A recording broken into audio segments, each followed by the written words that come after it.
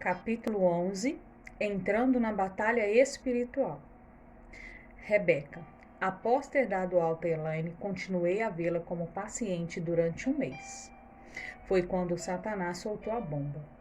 Elaine me chamou uma noite e pude notar que ela estava completamente desolada. Assim como eu, recebera uma carta da Irmandade. A carta destinada a mim descrevia detalhadamente todas as minhas atividades nas 2 últimas semanas, inclusive cada item comprado na mercearia. Sabiam o meu nome e endereço. Diziam que se eu visitasse ou falasse com Elaine, eles iriam me raptar e sacrificar. E na carta enviada para Elaine diziam que ela estava proibida de ver ou falar comigo. No mais, deveria arrepender-se e voltar a servir a Satanás. Se não o fizesse, ela iria ser sacrificada no próximo Black Sabbath. Em ambas cartas havia um lembrete semelhante ao que o mensageiro do rei da Síria levara ao rei Ezequias. Este dizia: vocês duas são tolas se pensam que o seu Deus pode protegê-las do nosso príncipe das trevas. Veja Isaías capítulos 36 e 37. O que vamos fazer? Foi a pergunta de Elaine. Ela queria romper qualquer contato comigo na esperança de evitar que a Irmandade me prejudicasse. Mesmo assim, eu estava convencida de que não era essa a vontade de Deus. Ainda assustada, disse-lhe que levaria a situação ao Senhor, em oração, buscando orientação. Sabia que não podíamos fugir. Você não pode se esconder de Satã. Do mesmo modo que Elaine, eu já sabia como o satanista se empenhava em cumprir suas ameaças. Lembrara-me do jovem pastor que tinha sido torturado até quase a morte. Estava certa do que aconteceria se colocasse as mãos em nós. O Senhor, já de antemão, havia me mostrado em uma visão de como uma virgem é sacrificada na seita. Lá a morte é considerada uma agradável remissão para a vítima. Levei o problema ao Senhor em oração e disse que queria que eu levasse Elaine para morar comigo, já que ela não possuía fé o suficiente para suportar tudo sozinha. Além disso, estava divorciada há muitos anos e não possuía amigos íntimos. A filha ficara aos cuidados da meia-irmã por causa do tempo prolongado de sua hospitalização. Isso significava que estava completamente sozinha. Ele disse também que ela iria preferir cometer suicídio do que cair nas garras da seita sabendo do que a aguardava. Em suma, a atitude de trazê-la para morar comigo era o mesmo que direcionar todos os ataques para minha própria casa. Enfrentei o medo durante 2 dias para tomar a decisão. No fundo, não me considero uma mártir. Não poderia suportar a tortura física empregada pela Irmandade e nem ver Elaine ser torturada também. Mas lembrei que pedira ao Senhor diariamente durante 2 anos para estar na brecha. Isso poderia significar a ele permitir a Satanás tirar minha vida como já o fizera através dos tempos, desde o primeiro mártir cristão Estevão. Seria inútil pedir ajuda à polícia porque muitos satanistas estariam infiltrados nela. Estávamos desamparados diante do enorme e bem treinado exército de Satanás. Ao mesmo tempo, sabia que recuar, fazer a vontade do Pai, era o mesmo que negar a Jesus. Na segunda noite, deitada de bruços e em prantos, usei de toda a sinceridade para com Deus. Meu pai, estou terrivelmente assustada. Não posso enfrentar tamanha tortura e nem mesmo ver Elaine ser torturada também. Do mesmo modo que eu não posso negar-te nem mesmo a Jesus, farei a tua vontade. Mas, por favor, me ajude. Estou com tanto medo. A partir daquele instante, o Senhor começou a ministrar a mim. Apesar de não estar menos temerosa, consegui força suficiente para levantar-me e fazer o que tinha de fazer. Na manhã seguinte, chamei Elaine e disse-lhe que depois do trabalho à tarde ela iria morar comigo. Ela ficou surpresa com a notícia e disse que eu ficara louca e não queria fazê-lo. Entretanto, eu a convenci dizendo que era vontade de Deus e que ela não teria escolha se quisesse seguir a servir a Jesus. Assim, desde aquele dia ela mudou para minha casa e desde então moramos e servimos juntas a Jesus. Teríamos que esperar ainda 2 semanas antes do próximo Black Sabbath na Irmandade. Eles estavam furiosos com a mudança de Elaine e fizeram-nos saber disso através de todos os tipos de ameaça. Recebíamos chamadas telefônicas altas horas da noite, batiam fortemente nas paredes e nas portas nas madrugadas, atiravam pedras contra nossas vidraças e balas contra as paredes da casa. Enquanto esperávamos, senti que aquela batalha seria totalmente no campo espiritual e apenas Deus poderia vencê-la. Sabendo disso, Li e compartilhei com Elaine a história do rei Josafá em 2 Crônicas 20, quando o exército enorme marchara contra ele. Não tendo esperança de vencer o inimigo, o rei Josafá convocou o povo a orar e pedir socorro do Senhor. A resposta de Deus foi que a batalha era dele e que ele, o Senhor, iria protegê-lo. Falei que a nossa única esperança era sustentar nossa fé nele e confiar que ele lutaria por nós. E se essa não fosse a sua vontade, ele nos fortaleceria o bastante para enfrentarmos o que já escolhera para nós. A minha oração era para que, no caso de sermos torturadas, não chegássemos a negar Jesus. Não importava o que fizesse, eu queria forças para suportarmos o que estava por vir. Sabia que teria de ajudar Elaine e amparar-lhe a fé até que tudo terminasse. Temendo que a Irmandade prejudicasse os meus pais, não disse nada a eles. Na verdade, a única ajuda à nossa disposição era o socorro divino. Fui obrigada a contar o que estava acontecendo com a minha companheira de quarto. Ela ficou tão assustada que ficou fora de casa durante aquelas 2 semanas. Na medida que as semanas se passavam e as perseguições aumentavam, assentávamos e líamos a passagem de 2 Crônicas 20. Um dia antes do Black Sabbath na Irmandade, eu estava sentada na biblioteca do hospital quando uma médica cristã veio e colocou um cartão no meu colo. Havia versículos bíblicos nele. Disse-me que o Senhor a incomodara nos últimos 3 dias para escrevê-los para mim. Nem mesmo sabia o porquê daquela atitude, contudo obedecera. Eu ainda guardo o cartão. Eis o que ele diz. Não temais nem vos assusteis, pois a peleja não é vossa, mas de Deus. Não tereis de pelejar. Tomai posição, fiquei parados e vede o salvamento que o Senhor vos dará. 2 Crônicas, capítulo 20, verso 15 e 17. Eram estes versos que eu e Elaine estivéramos lendo todo o tempo. Nunca serei capaz de expressar o que senti naquele instante. Pela primeira vez eu soube, sem sombra de dúvida, o que significava Deus enfrentar a batalha por nós e estava certa de que estaríamos seguros. Na noite especificada pela Irmandade, ficamos acordadas até depois da meia-noite. Ouvimos alguns discos e cantamos louvores ao Senhor. Quando o relógio bateu a meia-noite em ponto, a música que estávamos ouvindo está terminando, cantado por Bill e Gloria Gaynor. Então paramos e louvamos a Deus porque estava realmente terminado. Ele cumprira a sua palavra. Lutar a batalha por nós. Não tínhamos um só arranhão. Assim fomos para a cama e dormimos em paz o resto da noite. No dia seguinte ao Black Sabbath, a batalha recomeçou séria. Os demônios em Elaine tentavam matá-la a qualquer custo, e até aquele momento ela persistia em negar que tivesse demônios. Porém, quando a vi ser atirada no chão, com dores no peito, como se estivesse tendo um ataque cardíaco, tive certeza de que mentia. Não sabendo o que fazer, clamei ao Senhor e ele interviu, fazendo a dor desaparecer. Elaine, só pode ter sido um demônio. Por que você se recusa a admitir? Sim, é Manchan. Ele está tentando me provocar um ataque cardíaco. Quem é Manchan? Manchan é o demônio que guia o meu espírito há anos. Ele recebeu ordens de Satã para matar-me. Sabia muito pouco sobre como enfrentar os demônios. Provavelmente eles deveriam ser enfrentados da mesma maneira que Deus me ensinara a resistir a Satanás. Isto é, em voz alta e no nome de Jesus. Voltei-me para Elaine e disse que ela deveria resistir a Manchan e ordená-lo a sair no nome de Jesus, mas ela achou o conselho constrangedor e recusava-se a fazê-lo. Nos 2 dias que se seguiram, vez após vez, ele a atirava ao chão tentando matá-la. E como ela teimava em não repreendê-lo, era eu que o ordenava a parar e ele obedecia. Sabia que Elaine deveria aprender a lutar e que o Senhor não me permitiria fazer-o pular indefinidamente. A teimosia que a tinha capacitado para sobreviver todos aqueles anos estava agora conduzindo-a na direção errada. Assim, já no 3º dia em que Manchan continuava a atacá-la, eu, em total desespero, finalmente levei até a porta e disse: se você não se humilhar, se não enfrentar Manchan e ordená-lo a sair, como o Senhor deseja, ele irá matá-lo. Agora vá a algum canto, onde ninguém poderá ouvi-la, e não volte aqui até que tudo esteja terminado. Mas se você deixar que ele a mate, eu não vou permitir que isso aconteça debaixo do meu teto.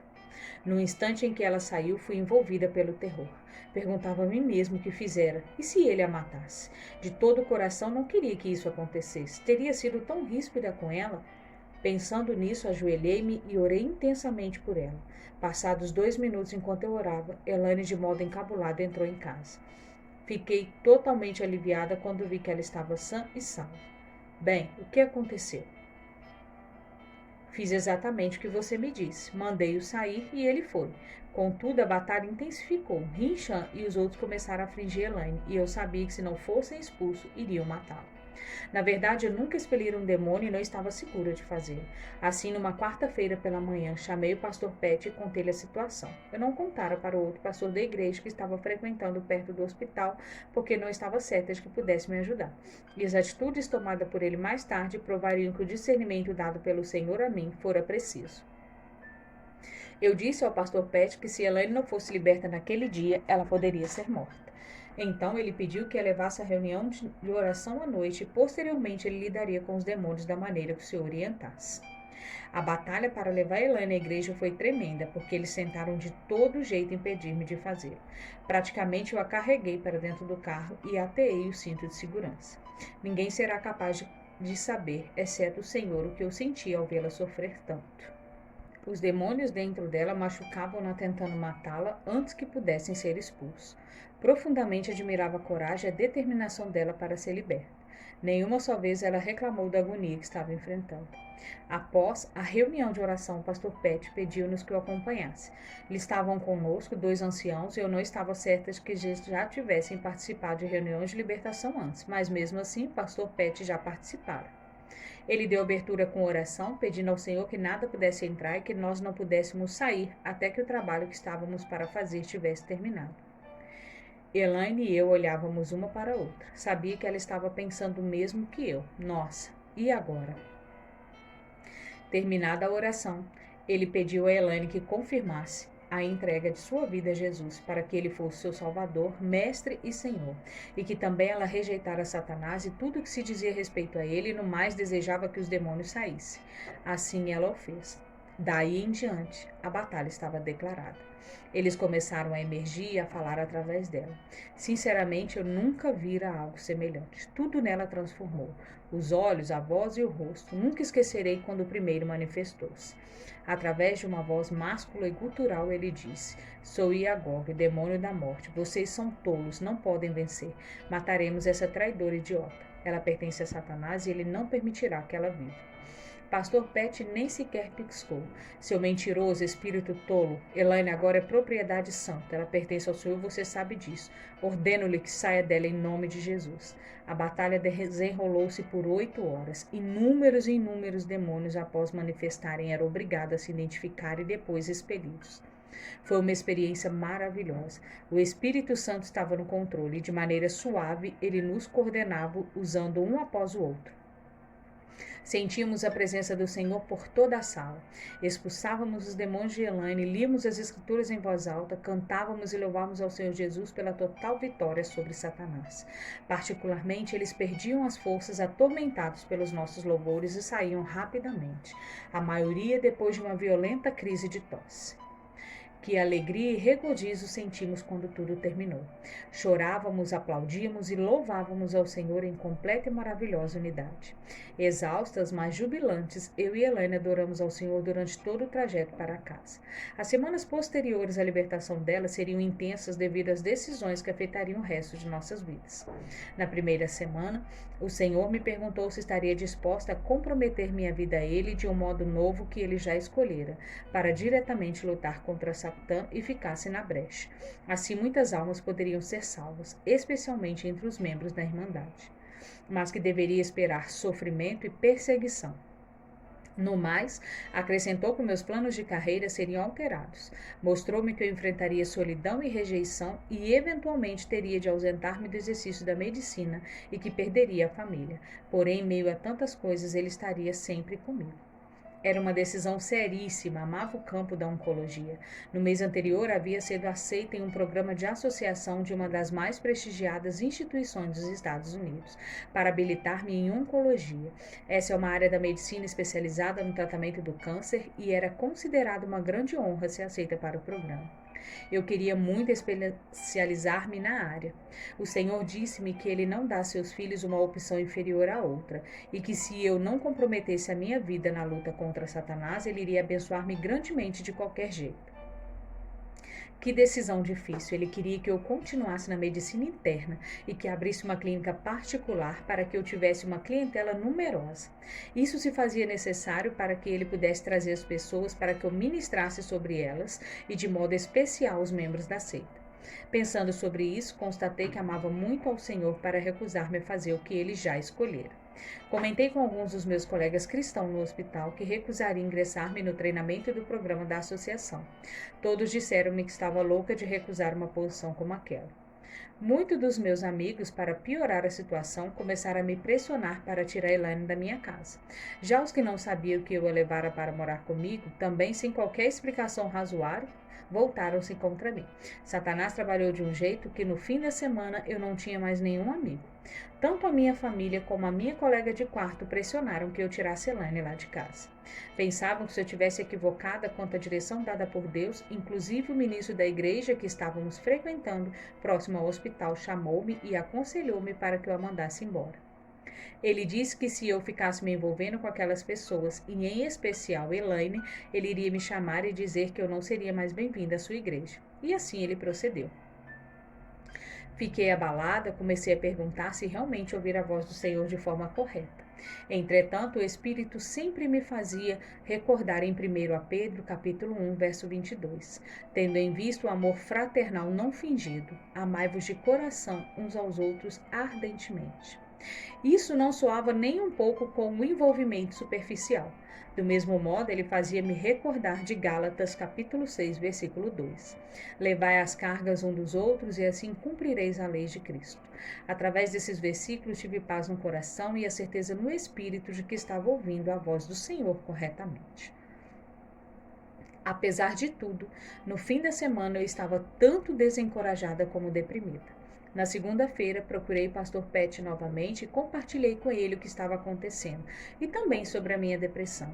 Nunca esquecerei a resposta dele. Olhando-me firmemente nos olhos, disse: Rebeca, entrar numa guerra espiritual é um envolvimento profundo. Inclui rejeição e sofrimento, iguais aos que está mencionando. Se você não está segura de que pode suportá-los, será melhor sair da batalha agora. Senti como se estivesse encolhendo pouco a pouco, mas era o que precisava ouvir. Assim, no dia seguinte, tomei a decisão. Disse ao Senhor que estava dando a minha vida a Ele para ser guiada nesta nova dimensão. Eu me comprometi totalmente para ser usada da maneira como Ele quisesse, para lutar diretamente contra Satanás, a fim de que as almas pudessem ser salvas e Jesus glorificado. Após ter tomado a decisão, assentei-me e escrevi para o diretor do programa da Associação em Oncologia e disse-lhe que depois de muita oração estava segura de que não era vontade do Senhor que eu tomasse aquela direção na carreira e que eu não participaria. Foi um rebuliço total no hospital. Os diretores do meu programa de treinamento ficaram tão furiosos e não conseguiam entender a minha decisão. Tentei explicar-lhe que não era da vontade de Deus que eu me tornasse uma oncologista. Pensavam que eu estava enlouquecida, afinal de contas, Deus não fala desse jeito para com o seu povo.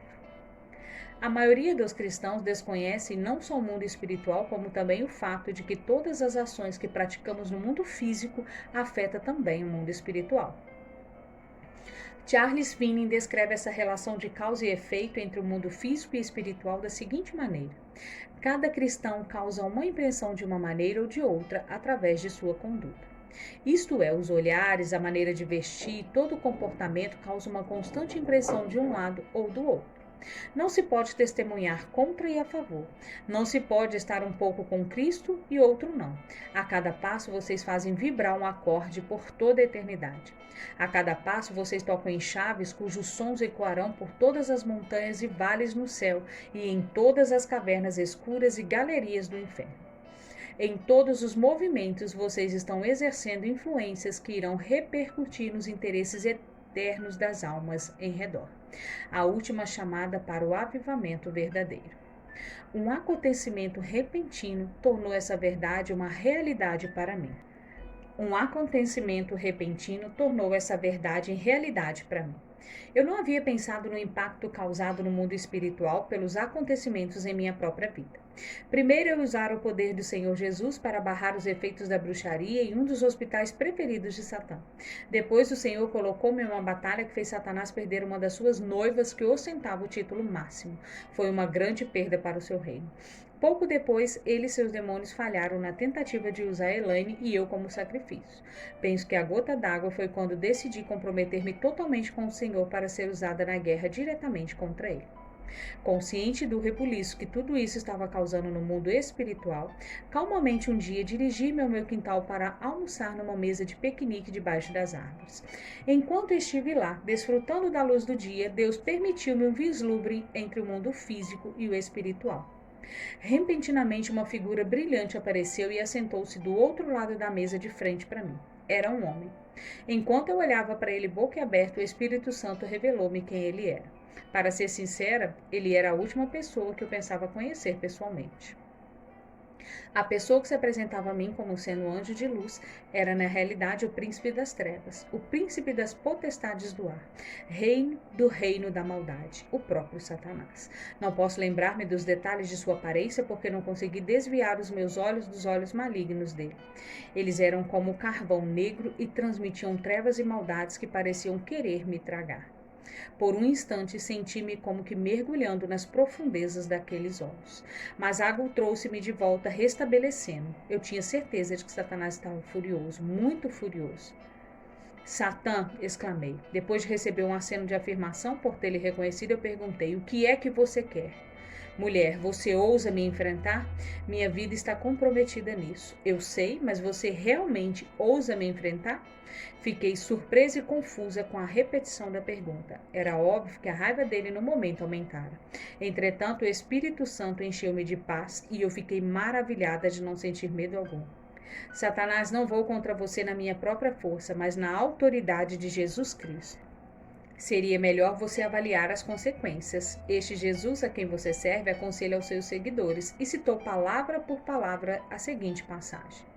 Pois qual de vós, pretendendo construir uma torre, não se assenta primeiro para calcular a despesa e verificar se tem os medos para concluir? Para não suceder que, tendo lançado os alicerces e não a podendo acabar, todos os que a virem zombarem, dizendo: este homem começou a construir e não pôde acabar.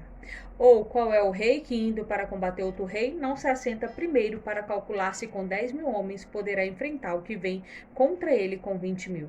Caso contrário, estando outro ainda longe, envia-lhe uma embaixada pedindo condições de paz. Assim, pois, todo aquele que dentre vós não renuncia a tudo quanto tem, não pode ser meu discípulo. Lucas capítulo 14, versos 28 a 33. Mulher, seria melhor você avaliar o custo, porque eu lhe digo que vou tornar a sua vida numa agonia e angústia que você nunca pensou sequer existir. No fundo, eu sabia que ele falava sério e desde que eu me entregara ao Senhor posses, carreira, família e a própria vida, não tive dúvida de que Satã pediria ao Pai tudo isso como ele fizera com Jó há muitos anos. Pensando assim, finalmente retruquei. Eu já avaliei de todas as maneiras as consequências e estou certa de que aconteça o que acontecer, será sob o controle absoluto de Deus. E simplesmente confio que a graça dele será suficiente para mim. Assim eu ouso a usar da autoridade e do poder que Jesus me deu para enfrentá-lo. Sim, eu me atrevo a ir contra você no nome de Jesus Cristo, meu Senhor. Ficamos olho a olho durante um longo momento de silêncio. Novamente tive a sensação de que se algo não me estivesse segurando, eu seria consumida pelo olhar horrendo e maligno de Satã. Depois disso, ele meneou a cabeça e disse: então, que seja assim. E desapareceu. Ainda assentada, analisava a situação. Observava se o sol ainda brilhava, se a brisa espalhava gentilmente as folhas das árvores e se os pássaros ainda continuavam a cantar. Senti que por alguma razão eu tomara um passo irrevogável. No exato momento em que escrevo essas linhas, o custo é realmente alto. Perdi toda a minha família, minha carreira e tudo que se possa chamar de bens materiais, e ainda sofro fisicamente. Porém, com tudo isso, o Senhor está comigo, e o que Satanás chama de derrota será transformado em vitória. A estrada tem sido longa e penosa desde o primeiro encontro com Satã. Ele transformou a minha vida em agonia e angústia que eu nunca pensei pudesse existir, e eu sei que há mais por vir. Mas apesar de tudo, eu nunca poderia ter conhecido o Senhor da maneira como o tenho conhecido. Sei que é apenas o começo e conhecê-lo supera tudo mais. Agora entendo o que Jesus disse em Mateus capítulo 6, do 19 ao 21. Não acumuleis para vós tesouros sobre a terra, onde a traça e a ferrugem corroem e onde ladrões escavam e roubam. Mas ajuntai para vós outros tesouros no céu, onde traça nem ferrugem corrói e onde ladrões não escavam nem roubam. Porque onde está o teu tesouro, aí estará também o teu coração. O maior tesouro que alguém pode ter é conhecer de modo pessoal Jesus, o Pai e o Espírito Santo.